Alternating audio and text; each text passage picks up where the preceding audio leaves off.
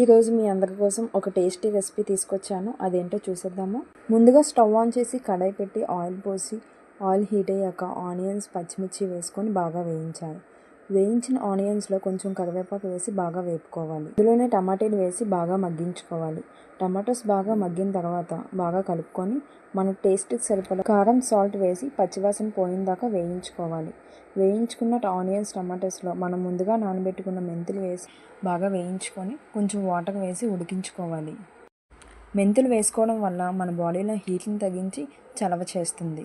చూసారు కదా, ఈ వాటర్ కన్సిస్టెన్సీ అంతా పోయిన తర్వాత ఇందులో ముందుగా నానబెట్టుకున్న చింతపండు రసం వేసి బాగా కలుపుకొని దగ్గరికి అయ్యేదాకా ఉడికించుకోవాలి. అంతే, ఎంతో టేస్టీ రెసిపీ రెడీ. దీన్నే మెంతుల పులుసు లేదా ఆనియన్ టమాటో కర్రీ కూడా అనొచ్చు. నేనైతే ఇంట్లో వెజిటేబుల్స్ ఏమీ లేనప్పుడు ఇదే చేస్తాను. ఇది రోటీ, రైస్లో కూడా చాలా బాగుంటుంది. ఒకసారి ట్రై చేసి చూడండి.